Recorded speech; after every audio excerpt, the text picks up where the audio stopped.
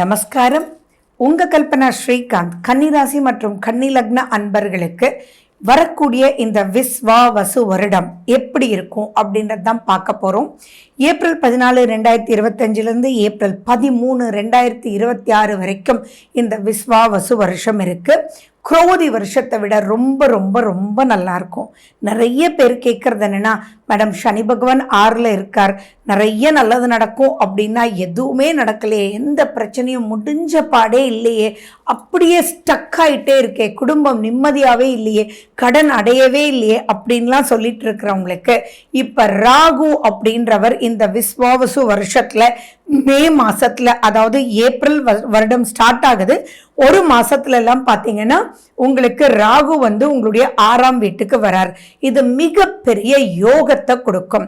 So இந்த வருஷம் முழுக்கவுமே உங்களுக்கு ராகுவினால் மட்டும் இல்லை, குருனுடைய பார்வை ராகு மேல படுறதுனால அனைத்து பிரச்சனைகளும், அது எதுவாக இருந்தாலும் சரி, ஆரோக்கியமாக இருந்தாலும் சரி, டாக்டர்கிட்ட போயிட்டே இருக்கீங்க ஆனால் தீர்வு கிடைக்கவே இல்லை, ஆர்த்ரைட்டிஸ் ப்ராப்ளம்னால படாத பாடுபட்டு இருக்கிற நிறைய கன்னிராசி கன்னி லக்ன அன்பர்கள் இருக்காங்க. போன 2.5 வருஷத்துல நிறைய பேருக்கு சர்ஜரிகள் நடந்தது.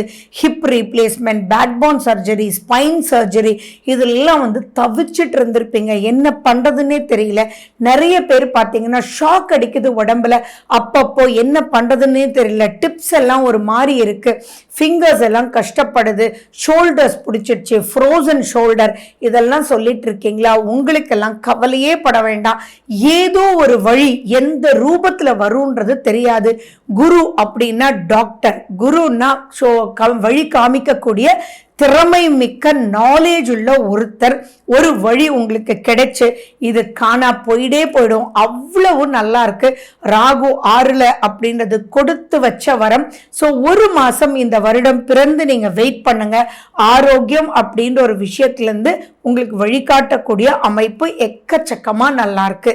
இஎன்டில நிறைய கஷ்டப்படுறீங்க, வெர்டிகோனால கஷ்டப்படுறீங்க அப்படின்றவங்களுக்கெல்லாம் ஒரு நல்ல வழி உங்களுக்கு காமிக்கும். அண்ட் அது மட்டும் இல்லை, 7ல் சனி பகவான் இருக்காரே அப்படின்ற ஒரு கவலையும் ரொம்ப பெருசா உங்களுக்கு தேவையில்லை. அந்த 7ல் சனி பகவான் இருந்தாலும் குருனுடைய வீடு அண்ட் 6ஆம் வீட்டில் இருக்கக்கூடிய ராகு உங்களுக்கு பல டைவர்ஷன்ஸ் பாசிட்டிவா உங்களை கூட்டிட்டு போய் நிறைய சக்சஸ் ரேட்டிங் இருக்கும். நிறைய ஆன்மீக பயணம் நீங்க மேற்கொள்ள போறீங்க.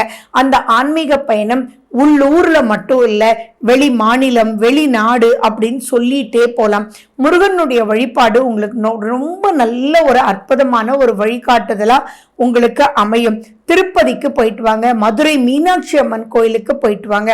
உங்களுடைய கம்யூனிகேஷன் ஸ்கில்னாலேயே நிறைய பேர் உங்களுக்கு உதவ போறாங்க. நிறைய பேருக்கு படிப்பு வரவே இல்லை, என்ன பண்றதுன்னே தெரியல, இப்ப திக்கு முக்காடி ஏதோ எக்ஸாம் எழுதியாச்சு, ஆனா மார்க் வந்ததுக்கு அப்புறம் தான் என்ன பண்ணுவோன்னு தெரியும் அப்படின்ற குழப்பத்தில் இருக்கக்கூடிய மாணவர்களாக இருந்தாலும் சரி, கன்னிராசி கன்னி லக்ன அன்பர்களுடைய பேரண்ட்ஸுக்கு நான் என்ன சொல்ல விரும்பலன்னா, கவலையே படாதீங்க. அதனால உங்க குழந்தைய வெறுக்காதீங்க, திட்டாதீங்க, அவங்கள கஷ்டப்படுத்தாதீங்க.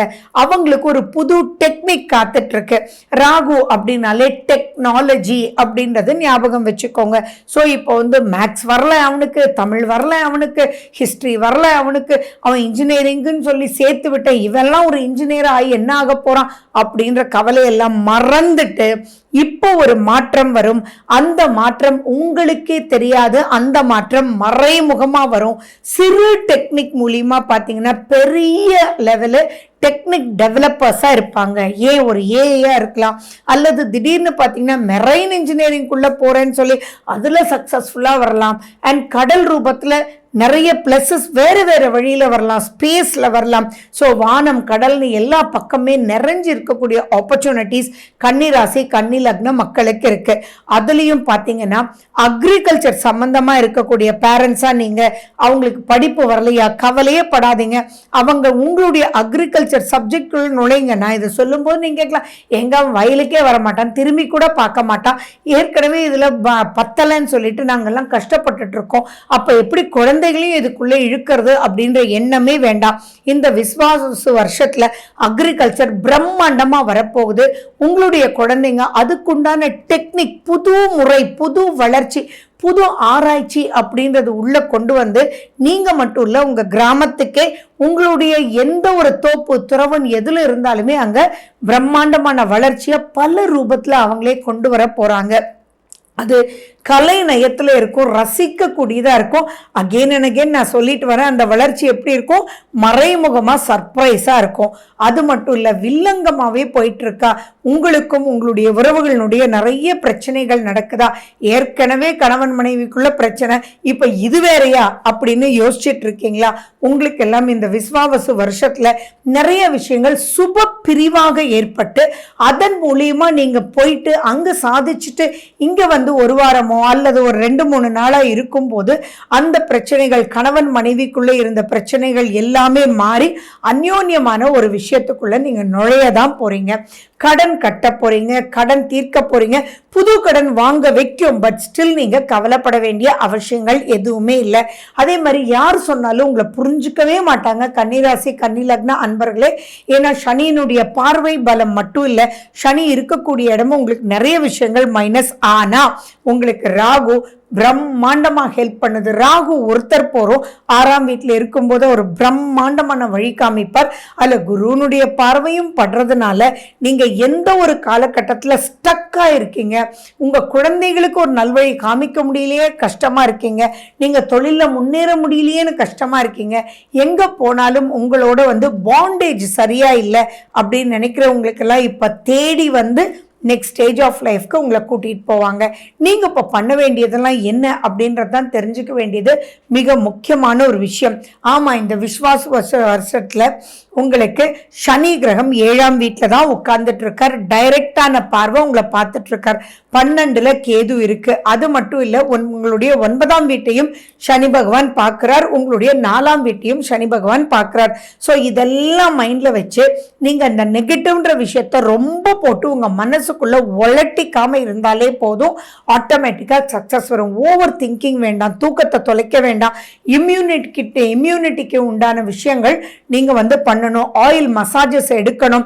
அதே மாதிரி நீங்க தொப்புள்ள நல்லெண்ணெயோ விளக்கெண்ணெயோ ரெகுலரா விட்டுட்டு படுக்கணும். ஹீட் வந்து உங்களை பாதிக்காத மாதிரி பார்த்துக்கணும். இந்த மாதிரி சிறு சிறு விஷயங்கள் மட்டும் நீங்க கேர் எடுத்துக்கிட்ட போதும் இந்த விஸ்வாவசு வருஷத்துல நிறைய விஷயங்கள் முன்னேற்றங்கள் நீங்க உங்களுக்கும் உங்களால் உங்க லைஃப் பார்ட்னரும் உங்க குடும்பத்துக்கும் உங்க குழந்தைகளுக்கும் நிறைய பிளஸஸ் காத்துட்டு இருக்கு. So it is something extraordinary good. Miss பண்ணாதீங்க. இந்த 39வது வருஷத்துல சில டெக்னிக், அதாவது தமிழ் ஆண்டினுடைய 39வது வருஷத்துல நீங்க இந்த புது டெக்னிக் மூலியமா நிறைய வரப்போறீங்க. ஸோ வாவான்னு வரவேற்று இந்த சித்திரக்கனின்னு சொல்லக்கூடிய ஏப்ரல் 14 அனைத்து கனிகளோடையும் சூப்பரா கொண்டாடுங்க. So wish you good luck. வாழ்க வளமுடன். நன்றி, வணக்கம்.